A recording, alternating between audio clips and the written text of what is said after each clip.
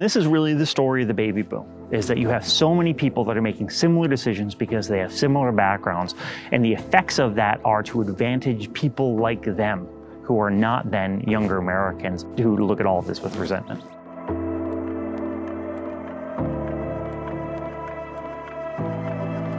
The average millennial household has around 40% less wealth than their parents had at the same age, and they're finding themselves less able to access paths to future financial security. It's being called the millennial wealth gap, and it's sparking questions on the financial prospects of an entire generation.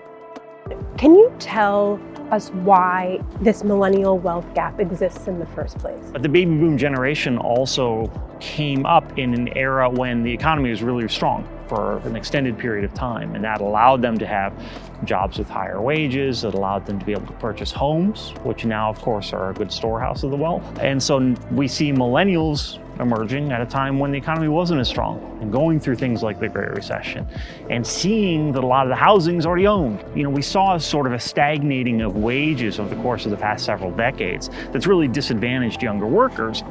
What are the factors that baby boomers faced when they were young that are different than millennials today?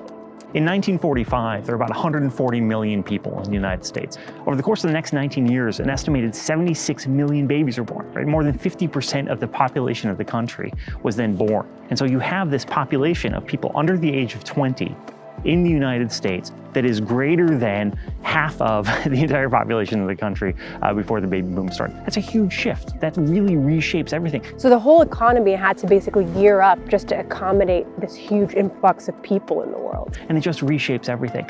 But then you set an expectation. You guys are the important ones that I think carries over into modern politics and affects the generational tension that we see. And a lot of millennials are wondering, is this gap going to close as we get older, or are we going to have to perpetually deal with being so far behind financially?